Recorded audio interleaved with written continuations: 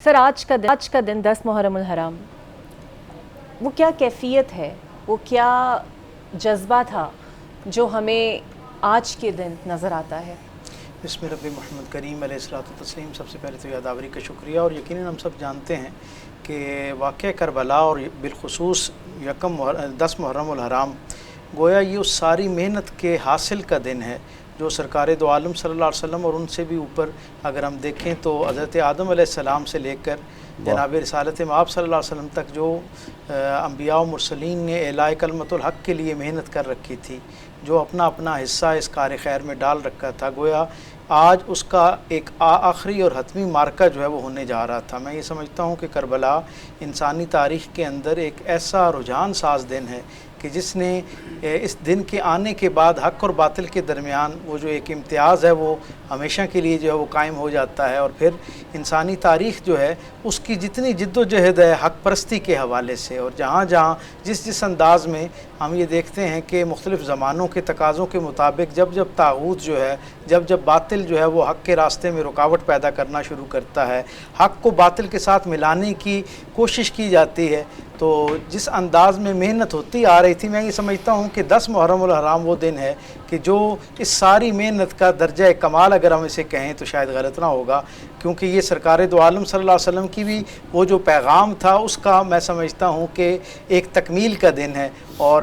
حضرت امام حسین علیہ السلام نے 10 تاریخ کو اپنے خانوادے کے ساتھ اس لک و دک صحرا کے اندر اپنے آپ کو پیش کر کے اپنے استقلال اور اپنی استقامت کے ساتھ دنیا بھر کے سارے انسانوں کو یہ پیغام دیا کہ ظاہری طور پر آپ کے اسباب کتنی محدود کیوں نہ ہوں، آپ جنگ اور لڑائی اور مارکے کے نتائج سے کتنا ہی باخبر کیوں نہ ہوں، لیکن آپ نے وقت کی دہلیز پر اس کی جو میزان قائم ہے اس میں ہمیشہ خیر کے پلڑے میں اپنی گواہی ڈالنی ہے، خیر کے ساتھ کھڑا ہونا ہے، اور خیر کو قائم کرنے کے لیے، اس کو نافذ کرنے کے لیے اپنا آپ اپنے سارے وسائل تن من دھن سب کچھ قربان کر دینا ہے۔ آپ تصور کیجئے اعلاء کلمت الحق کی جو پوری عالمگیر تحریک ہے، آدم سے لے کے جناب خاتم صلی اللہ علیہ وسلم تک اور ان سے لے کر حضرت امام حسین تک، اس ساری یعنی قربانی کا حاصل جب ہم کربلا کو کہتے ہیں تو اس کے ساتھ ساتھ ایک اور بڑا منفرد اس کا حوالہ ہمارے تصور پر جو ابھرتا ہے، اور وہ یہ ہے کہ اللہ کے راستے میں اللہ کے نظام کے نفاذ اور اس کی بقا کے لیے، اس کی حفاظت کے لیے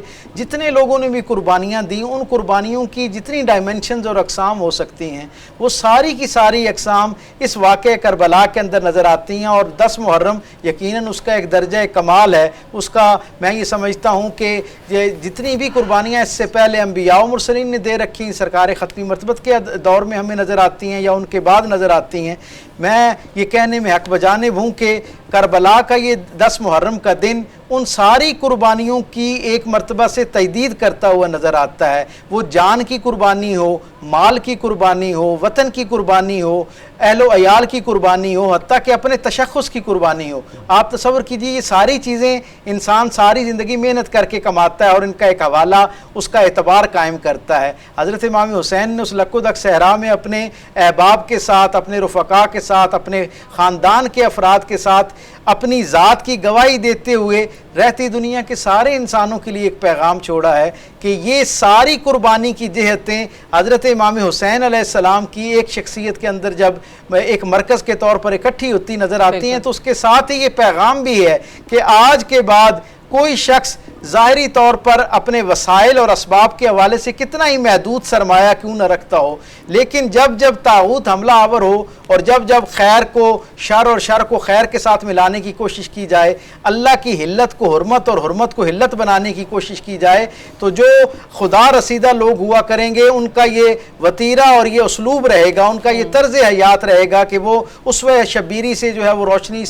مستعار لیتے رہیں گے، اور اسی طرح استقلال کے ساتھ اور یقین کے ساتھ اپنے سارے وسائل، اپنا سارا تشخص، اپنی ساری وہ جو متاع ہے اسے اللہ کے راستے میں قربان کرتے ہوئے وقت کے حوالے سے یہ گواہی دیں گے کہ انہوں نے ہمیشہ خیر کے ساتھ کھڑا ہونا ہے، اور جو مقدور بر کوشش ہے، جتنی استطاعت ہے اس کے حساب سے باطل کا راستہ روکنے کی کوشش کرنی ہے، تاکہ جب یوم میزان پر جس وقت پروردگار عالم خیر اور شر کی دونوں قوتوں کو الگ الگ کرے اور ان دونوں قوتوں کے جو معاونین ہیں ان کی الگ الگ فہرست اور قطار بنائی جائے، تو بندہ مومن جو ہے وہ جو خیر کے لوگ ہیں، جو خیر کی معاونت کرنے والے لوگ تھے، باطل کا راستہ روکنے والے لوگ تھے، ان کے قافلے کا حصہ نظر آئے، اس کارواں اور اس جو فہرست تھا اس کے اندر بندہ مومن کا نام جو ہے وہ اس کے اندر نظر آئے۔ میں یہ سمجھتا ہوں کہ حضرت امام حسین علیہ السلام نے اپنے عمل سے، اپنے قول سے، اپنے فعل سے ہمیشہ رہنے والی دنیا کے لیے یہ ایک ازلی ابدی جو ہے ایک پیغام دے دیا ہے کہ پروردگار عالم کے ہاں جب اس کے نظام کو جو سرکار ختمی مرتبہ صلی اللہ علیہ وسلم کی شکل میں ہم تک پہنچا، جو اس کی شریعت کی شکل میں ایک حتمی فائنل ایک اسوہ جو ہم تک پہنچ چکا، جب اس کے بگاڑ کی کوئی کوشش ہوگی تو بندہ مومن جو ہے وہ اپنی ساری ترجیحات کو ترک کرتے ہوئے اس خیر کو بچانے کے لیے اور شر کے اور باطل کے سامنے ایک دیوار بننے کے لیے، رکاوٹ بننے کے لیے اپنی تمام توانائیوں کے ساتھ، تمام وسائل کے ساتھ میدان عمل کے اندر جو ہے وہ اتر آئے گا۔ کیا بات